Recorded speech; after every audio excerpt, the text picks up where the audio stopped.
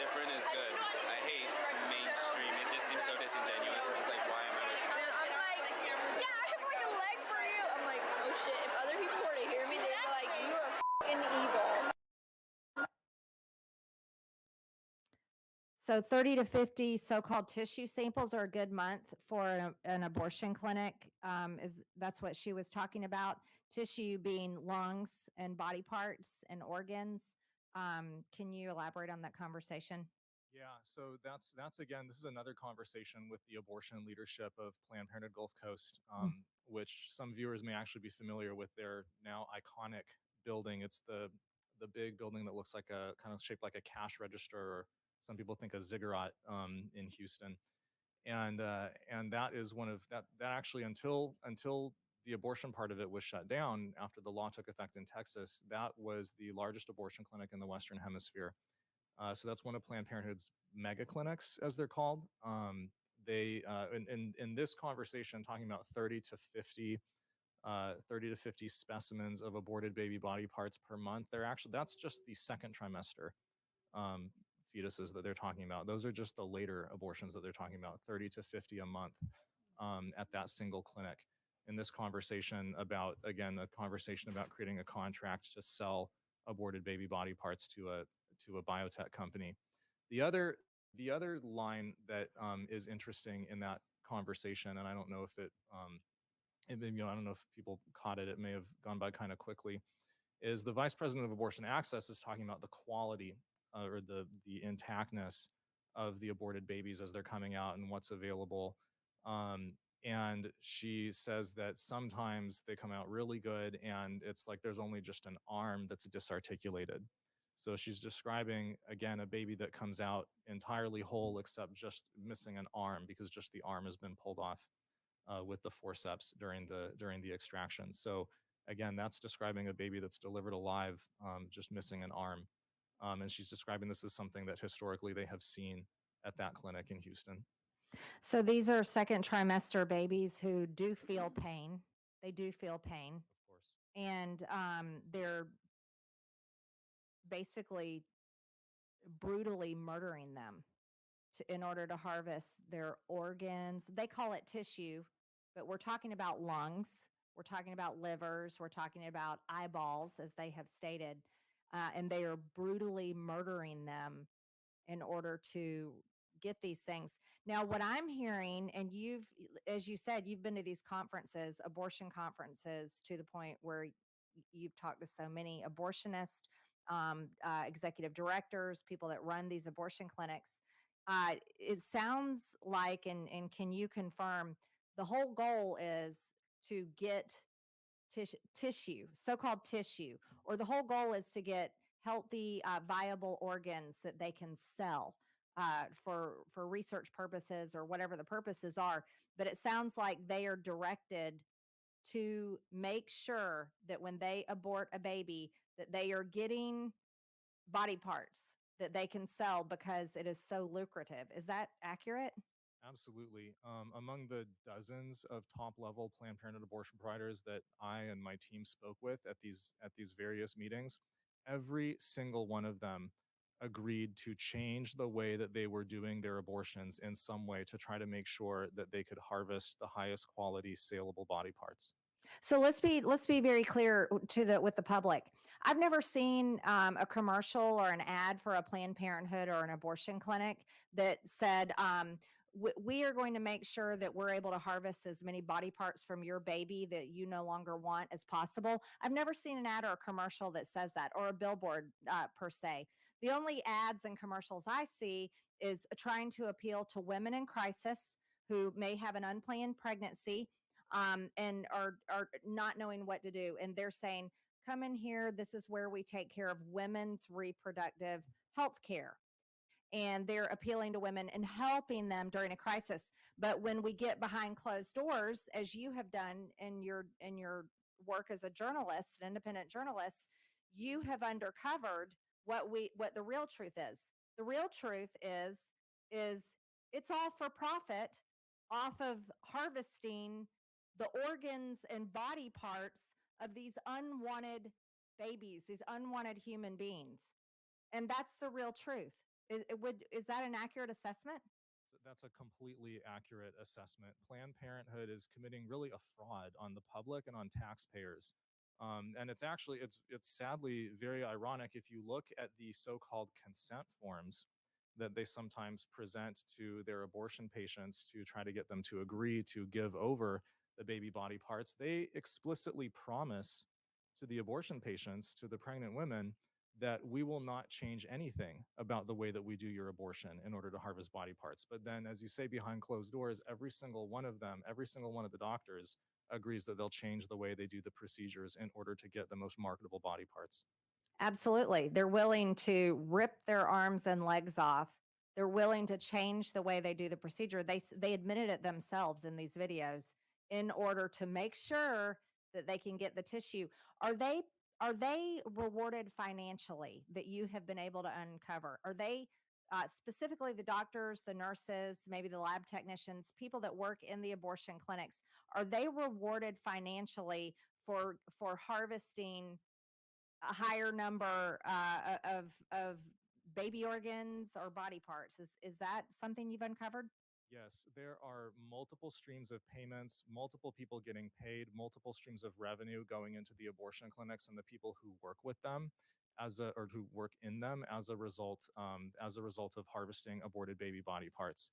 In some cases, when you have an outside biotech company like a STEM Express or ABR going in, the clinic is getting paid a certain amount of money per resellable organ that is harvested from the baby. In other cases, for example, STEM Express, one of the abortion doctors from one of the biggest Planned Parenthood clinics they were working with in Northern California was actually on the payroll at the outside biotech company as well. So the clinic was getting paid and the abortion doctor was getting paid as well. In other cases, like, for example, what CMP just published in the past 2 weeks about this contract that we discovered between Planned Parenthood in Southern California and the University of California, Planned Parenthood is actually selling the aborted fetuses in exchange for ownership of the patents and intellectual property that the University of California develops using the aborted baby body parts, which on its own could be worth up to millions of dollars in ongoing royalties over the years. Interestingly, in the years since that partnership was established between Planned Parenthood and UC San Diego, some of UC San Diego's biggest financial backers then turned around and extended millions of dollars of grant support to Planned Parenthood as well. So there's multiple different streams of a lot of money that flows to Planned Parenthood.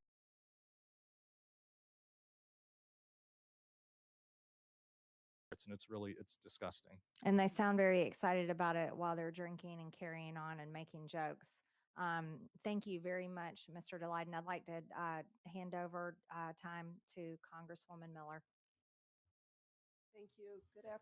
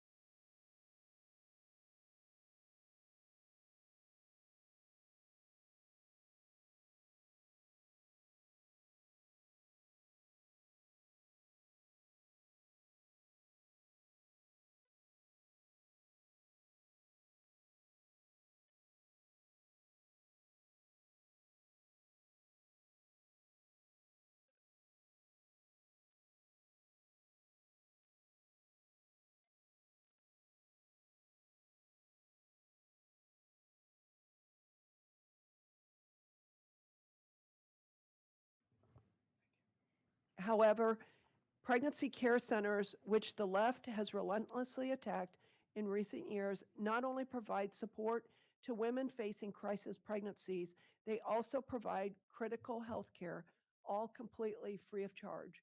And I just so appreciate even how the relationships they build with these women and help them in this time of crisis. Planned Parenthood's goal is to perform as many abortions as possible for maximum profit, regardless of the women they hurt or how many may die from taking mifepristone. It is illegal to perform late term and partial birth abortions, and it's illegal to use taxpayer funds to perform abortions or abortion related services. Yet Planned Parenthood continues to get by scot free.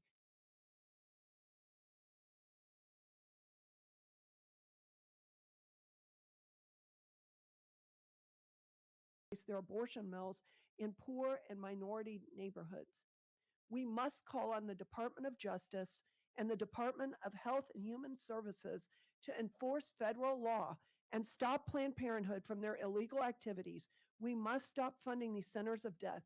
If Merrick Garland and Xavier Becerra refuse to enforce federal law, we have the power to remove them from office. It is the number one duty of the government to protect its citizens, the littlest citizens too.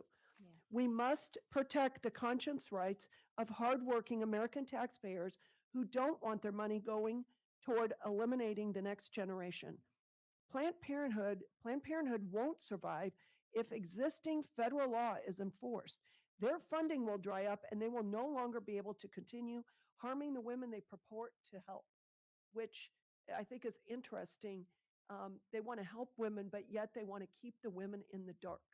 They don't want to give them the, um, you know, allow, require an ultrasound and information given to them so that at the very least they are making an informed choice. So they are deceiving the women and then they are harming them. We must also call for all charges against David Daleiden and the Center for Medical Progress to be dropped. The work he did to uncover this charade deserves protection. So, Mr. Daleiden, I have a question. What charges and legal costs are you facing from exposing Planned Parenthood? Thank you. So as I mentioned in my opening, due to retaliatory lawsuits from various Planned Parenthood centers and Planned Parenthood National, very strategically filed in federal court in San Francisco in front of a judge who had formerly opened and run and funded a Planned Parenthood clinic before becoming a federal Oh judge. my. We now face a total $25 million fine for our investigative reporting work. The same kind of undercover reporting that many people are familiar with across the country in many states, in California, in New York, in Florida, everywhere. But for doing the same thing that professional undercover journalists do on a regular basis, we're facing a total $25 million fine from a Planned Parenthood judge.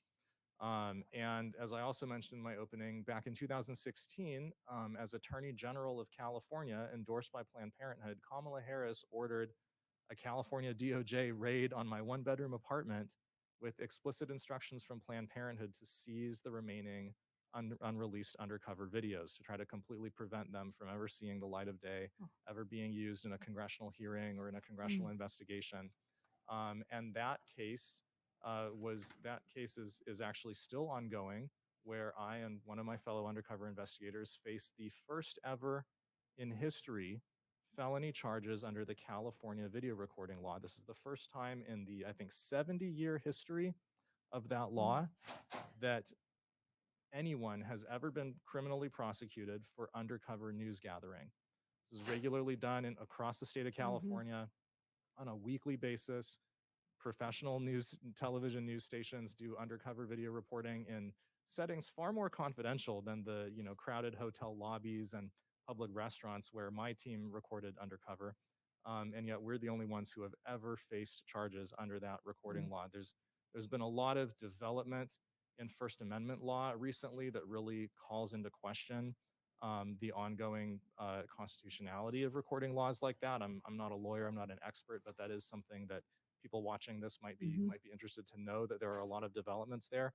So I definitely agree with you. I think the time is certainly ripe. I've every call for those unjust and very anti-free speech charges to be dropped is really important right now, because people should, I think people have a right to speak and to publish information of public Right. significance, and people shouldn't be afraid to do that. We're a better society and a Mhm. stronger civilization if people can speak openly and people can Mhm. access critical information on issues of public concern. Mhm. How much have you spent already on your defense? You know, I don't have the total numbers off the top of my head, but the the the public has been very generous with me and my organization and our council over the years, and I don't know that it would have been possible to continue fighting for the truth of what we've uncovered on the undercover videos, to continue our ongoing investigative reporting, and to continue fighting against Planned Parenthood and the abortion industry in the courtroom and in the court of public opinion. That would not be possible without the really generous support of the public that I think believes in this cause. So I'm very grateful and humbled by that. Are they continuing to move forward on the felony charges? Or charge? Is it one charge? The state of California so far has refused to drop this case so far. It's gone through several different state attorneys general now, but it was launched by Kamala Harris. There's some very interesting discovery documentation that has recently been produced by the attorney general in that case that definitely implicates the vice president, and to a degree that was not necessarily known before. Hopefully, more of that will come out in the near future. But so far, that case is still active. And then I was just wondering, when you were talking about late term abortion being illegal, I'm actually from the state of Illinois. Our governor has made Illinois a destination state, not for business, not for vacations, but for abortion. And we have no limits on abortion there. Also, they go around parents, so minors can attain abortions in Illinois without parental consent or oversight or counseling. But how is it that, or how do you define a late term abortion? Well, I think abortion industry people wouldn't even say the word late term abortion. They would say later abortion now, and that is also kind of undefined. But I think um, one important milestone when talking to the public about abortions in later trimesters is viability. People still really care that whether or not a baby can survive outside of the womb on their own, Yeah. and the viability standard is right now between 21 and 22 weeks. And so generally when I'm thinking of later abortion, I'm thinking of abortion past 20 weeks. And do you know how many women have died because of Planned Parenthood's dangerous late term abortions? And then the careless use of the mifepristone? I do not know exactly how many women have lost their lives, but we know that as abortion proceeds later in pregnancy, that it becomes more and more dangerous. And I think that you're going to see, many more deaths from women who have undergone abortions past 20 weeks than you will before. And then I'm sure that this Planned Parenthood is using taxpayer money, right, to do all this? Yeah, absolutely. Planned Parenthood has tried for many years to claim that their taxpayer funding doesn't have anything to do with their abortion business, which is really it's just a complete lie and fraud for them to try to say that. The abortion clinics, keep the lights on using their taxpayer subsidies. They pay the abortion doctors using their taxpayer subsidies. In states like California, they do directly bill the Medicaid program for even the procedure billing for the abortion itself.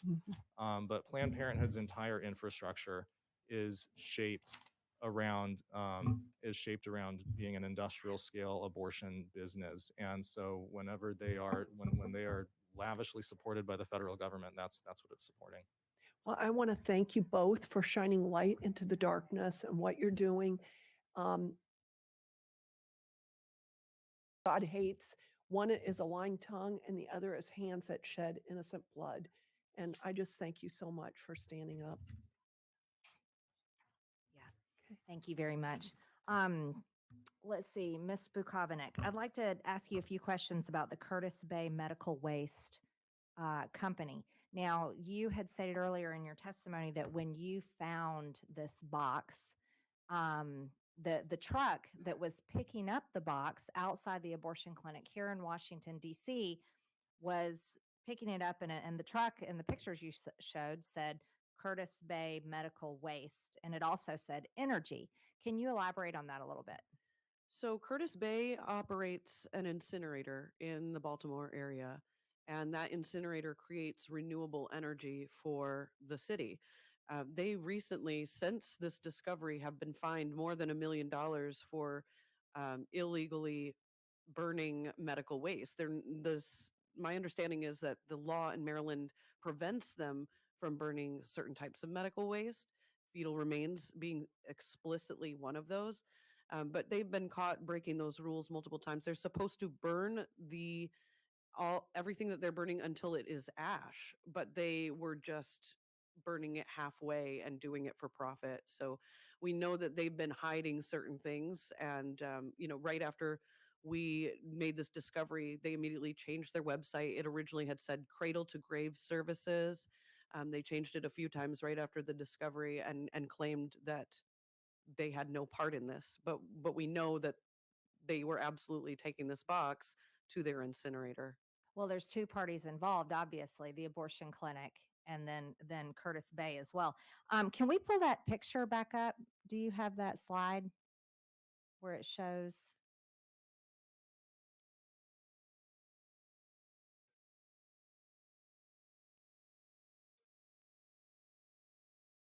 Yeah, that one.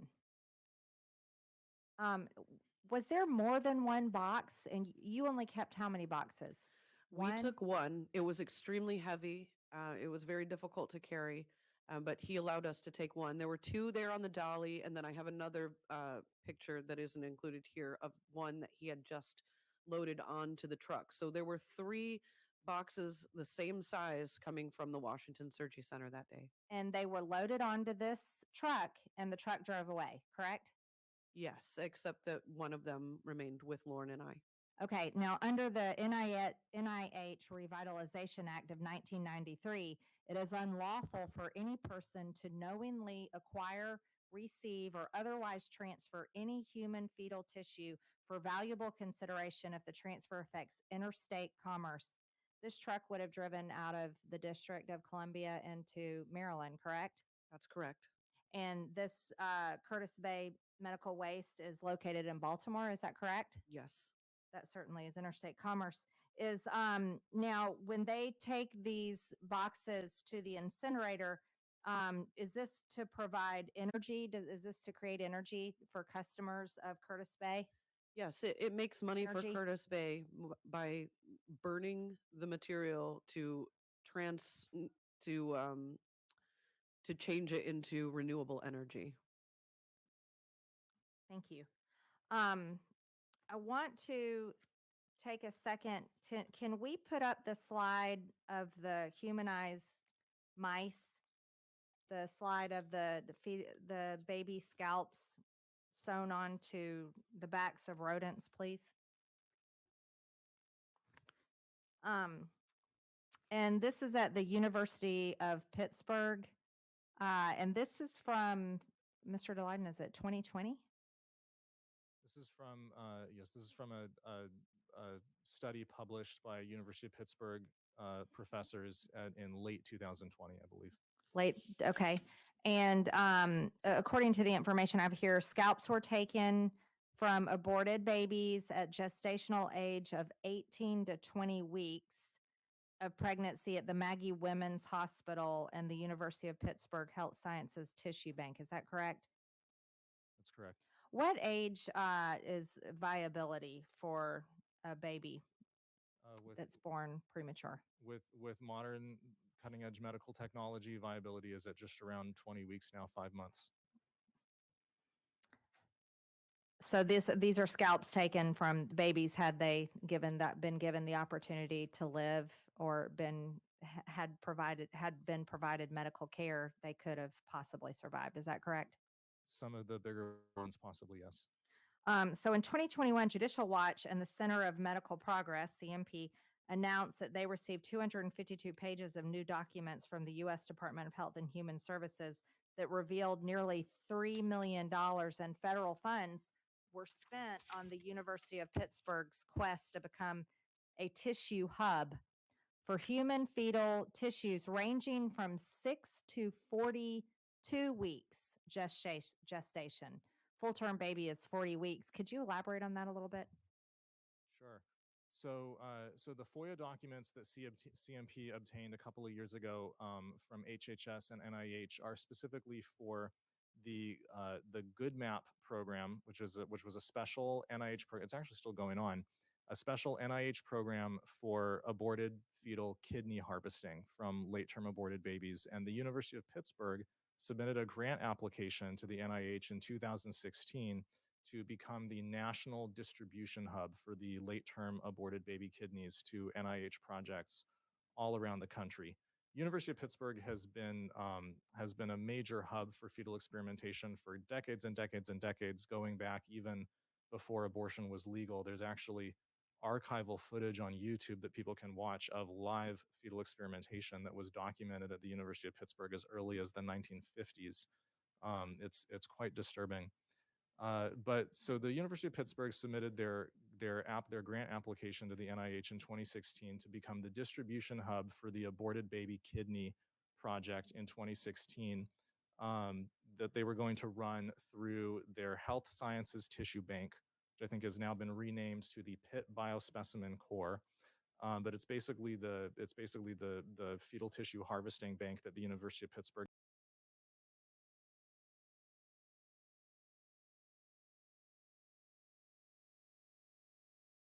run by Planned Parenthood abortion providers. So it's Planned Parenthood abortion doctors, taxpayer-funded Planned Parenthood abortion doctors who are running the abortion services at McGee, at the University of Pittsburgh, and supplying the aborted fetal body parts both for the NIH Good Map program and for the fetal scalp experiment that we see on the slide right now. And through further FOIA documentation that we received in the past year or so, NIH emails with research officials at the University of Pittsburgh disclose that the HHS Office of Inspector General has actually opened an investigation of the tissue bank at the University of Pittsburgh. It's been 3 years, as I said in my opening statement, since Congress requested that investigation to be opened, and there's been no public update from the OIG yet about what they've discovered or what they're finding. Of course not. Thank you for explaining that. So here's something that I find interesting, and I don't understand this at all. The documents also showed that Pitt's proposal further included a racial target for harvesting of human fetal parts. Of its planned aborted subjects, Pitt desired 50% to be minority fetuses. The proposal suggests that subjects be diverse and be of an appropriate racial mix because Pittsburgh is diverse. So they wanted the babies that were killed and their fetal parts that they had harvested to be reflective of Pittsburgh's diversity. But however, the numbers say otherwise. It's really interesting. If you look up the U.S. Census Bureau, shows that Pittsburgh is close to 70% white. So why would they want a 50% minority sampling of baby organs and baby parts that had been aborted when Pittsburgh is about 70% white? Make this make sense. It makes no sense at all to me. It's one of the most distressing parts of this grant application, and it's I don't know if it's possible to understand it, but the University of Pittsburgh, as basically a diversity and inclusion bonus or benefit of its grant proposal, advertised to the NIH that a benefit of the way that it was going to execute on this grant proposal was that it was going to disproportionately target minority women and infants for its late-term aborted baby kidney harvesting program. It's extremely distressing. It's repulsive. It's horrifying, actually. I'd like to recognize Congressman Chip Roy from Texas. Thank you. I just first want to thank Congresswoman Green for her leadership in putting this together. We need to be doing more of this, and thank her for her leadership on a number of different issues, this January 6th and other things that we've not done enough for with respect to hearings and exposing for the American people the truth. And this is one of those areas, one of the issues. It's not a direct criticism of any member. It's just kind of the way this place works or doesn't work. So I applaud you and appreciate you doing it. And sorry for being late. I had a conflict that went late. Don't want to repeat anything, but didn't catch the first portion of this. But I just want to thank the two of you for being here, and thank the two of you for what you've done to bring to light so many of these important issues, particularly over the last decade, as we've sort of the brutal truth of the abortion industry is becoming more understood, which many have known but didn't have the ability to see. And thanks to you all, they're sadly seeing the sheer brutality that or that Congresswoman Green was just alluding to. A couple of quick questions. One, more specifically, back to the I just kind of hate just saying DC-5 because it becomes like a term as opposed to 5 human beings. But I understand what we're trying to do with respect to that issue. And again, if it's already been covered, forgive me. But for my purposes, I want to be able to ask these questions. But it's still true that no independent examination outside of the DC Medical Examiner's Office has been conducted. Is that correct? To my knowledge, yes, that's correct. And why is that problematic? Just in short order, why is that? Why do you see that as a problem? Because there are very likely federal crimes that have been committed here, and the DOJ is spending their time instead prosecuting and jailing my friends for totally peaceful, nonviolent direct action, when instead they should be going after killers who are committing federal crimes. And so on that point, right, I mean, what we have is that a spokeswoman from the DC police stated that the determination was based on the on-scene investigation conducted by the Office of the Chief Medical Examiner, correct? That's correct. Right, but nothing else. And not to harp on it, but I just want this to be clear for the record, because people need to know that, and that there's a bit of a conflict of interest there, with that being the only source for whether the laws were followed, correct? Yes. And specifically to what you said, and again, forgive me if it's repeating anything that was discussed earlier, we believe, based on the information before us now, in terms of what you all have been able to uncover, that there's virtually no way that the laws were actually followed, and that in fact there was evidence of late-term abortion, correct?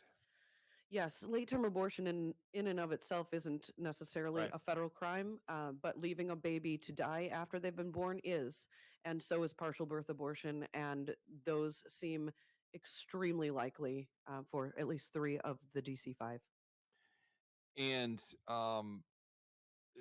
can you, again, if this has been covered, forgive me, can you explain for my purposes specifically why you believe that?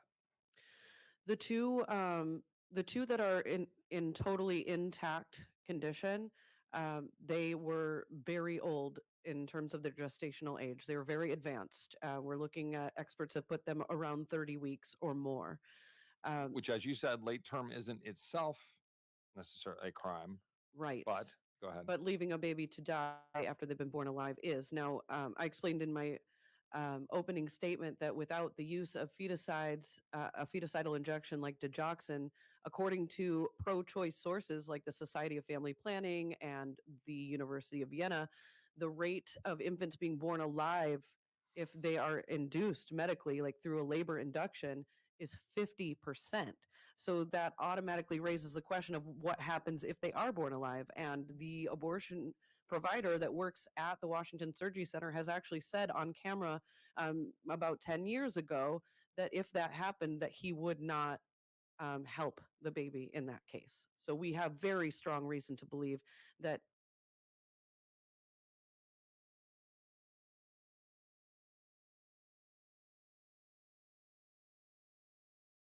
What do you believe should be the next step in investigating and pursuing the truth? I think Congress should subpoena the bodies of the babies. They should subpoena Lauren to come testify. I believe that Santangelo should testify, and there should be very thorough hearings. Um, Switching topics for the sake of time, we can always come back. Uh, Quick question. You and I have discussed in the past.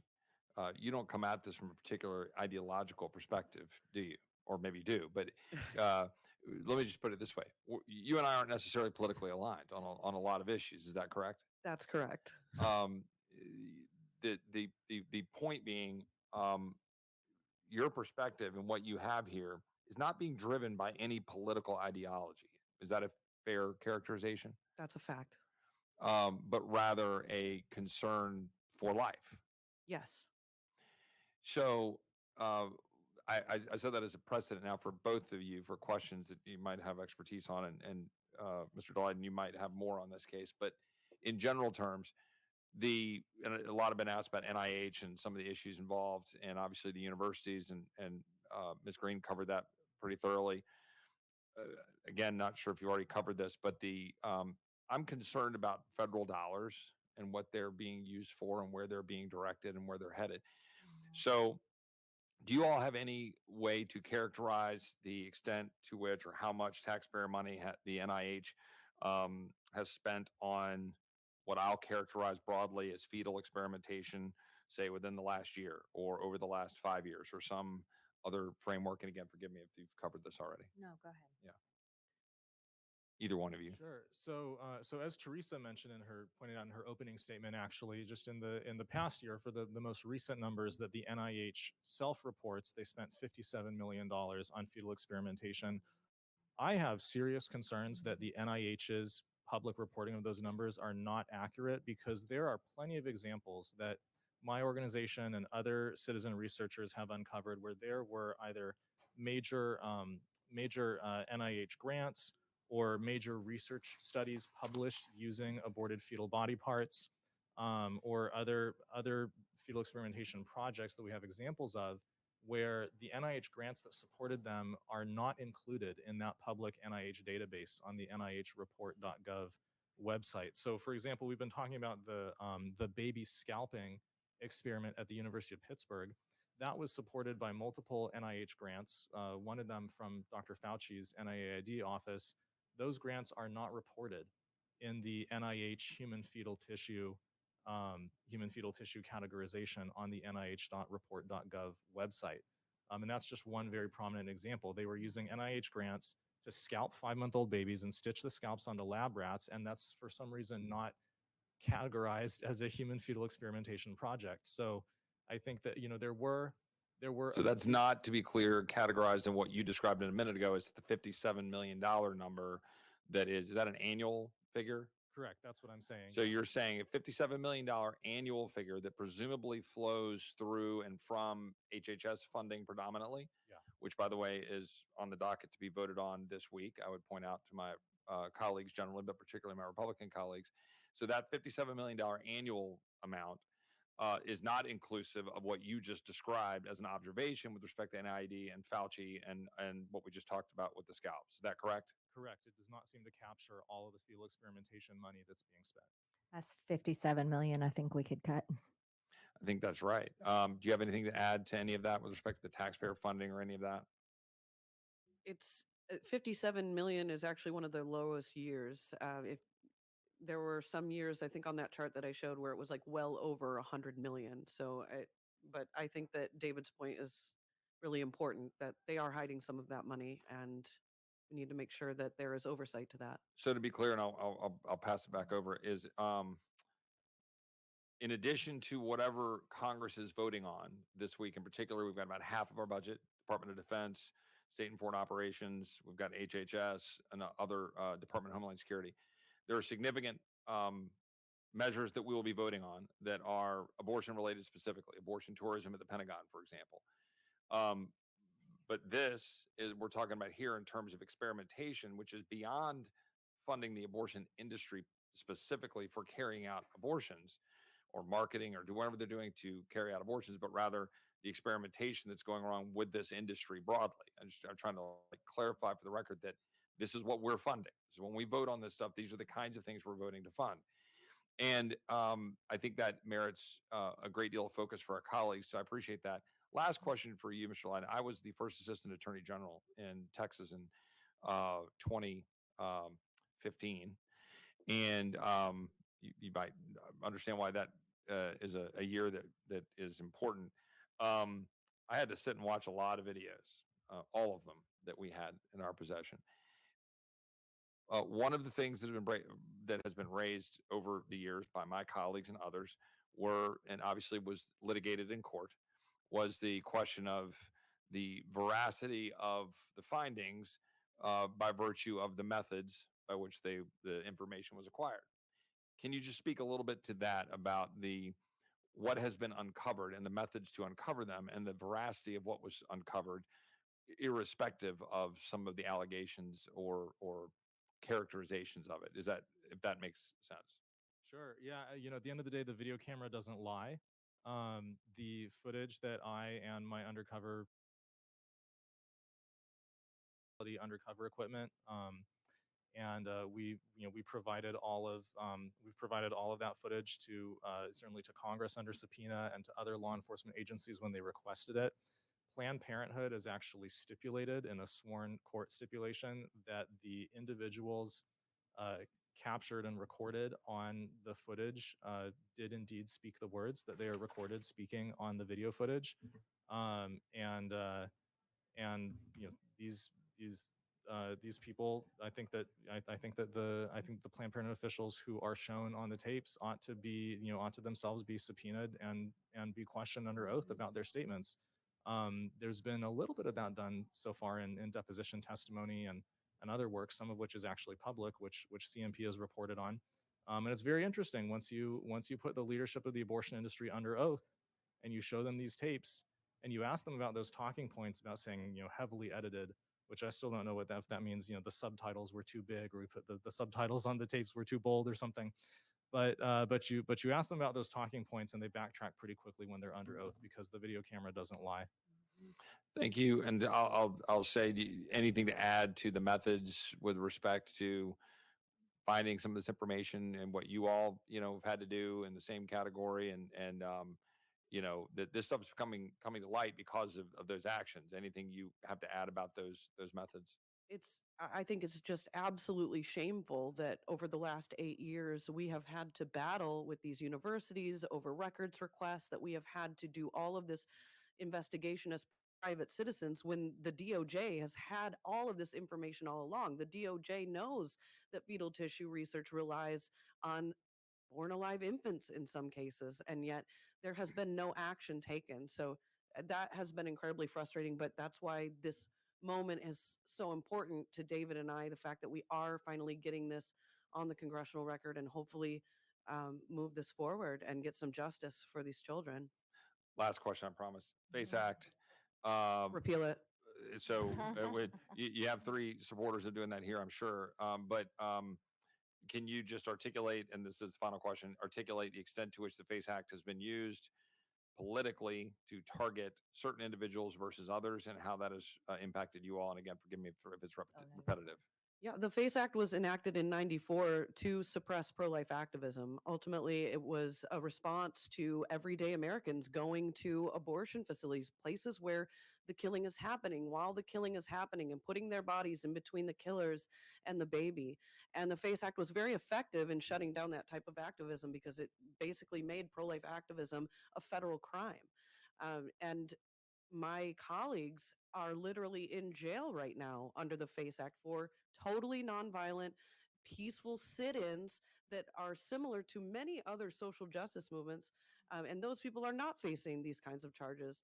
And the FACE Act was originally pitched to protect churches and pregnancy centers as well. But what we're seeing is the total weaponization of this law, that it has been used hundreds of times against peaceful pro-lifers, and I think it's been used twice against violent pro-abortion activists.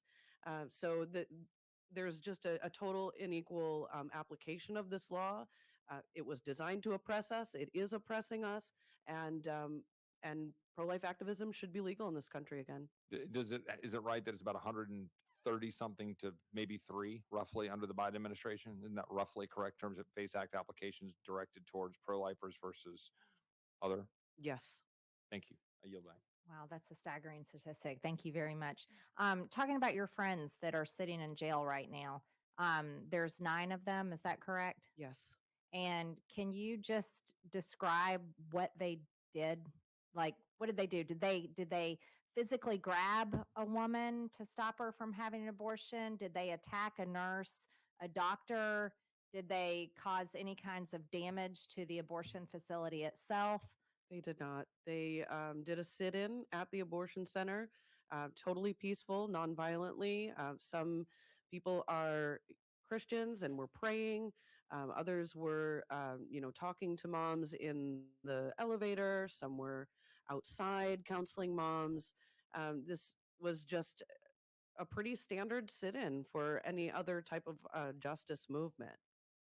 Kind of like when the ceasefire now activists come and they come into our buildings and they like the Cannon building where my office is, they come and they sit in and they have their protest. A couple times they have gotten a little bit violent with Capitol Police, only a few times, but then they're all removed.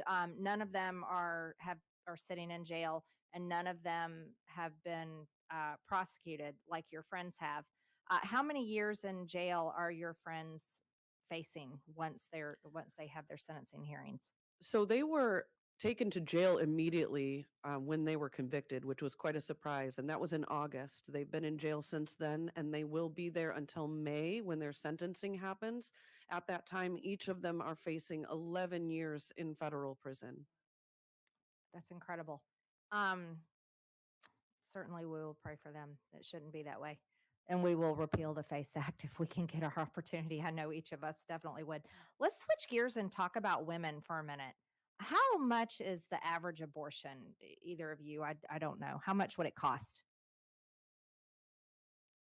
The latest figures from Planned Parenthood and from the Guttmacher Institute, which is basically the research arm, the public policy research arm of Planned Parenthood, would put the average abortion price anywhere from $550 to up to $800.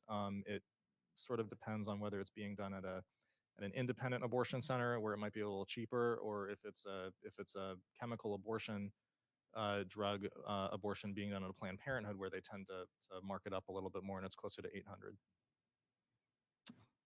The abortions at Santangelo's clinic past a certain point run into the over $10,000. Is that for a late term abortion?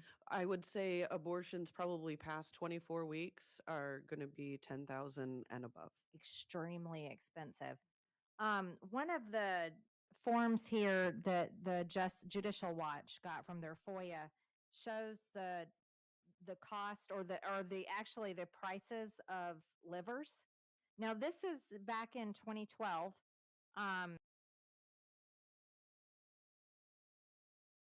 Right, I'm sure it's a lot more. And it says they're $580 each. $580. So if a woman is paying somewhere around $500 to $800, for an abortion, up to $10,000 for an abortion, then we have the abortion clinic getting paid handily, probably now thousands of dollars for organs. Is that correct? Yes, and so many of these patients are being just totally exploited by this industry. Months before Lauren and I recovered this box, we were at the Washington Surgery Center. We met a mom inside who was facing an eviction, and she was literally there for an abortion because she was going to get evicted from her apartment. We were able to connect her with another organization that helped do the heavy lifting fundraising, get her rent paid, and she walked out of the abortion clinic that day. There are so many parents here in DC who feel that they have no other option, and then they end up in a place like Santangelo's, where he is going to exploit them for his own personal profit. It's lucrative business, the abortion industry is. Yes.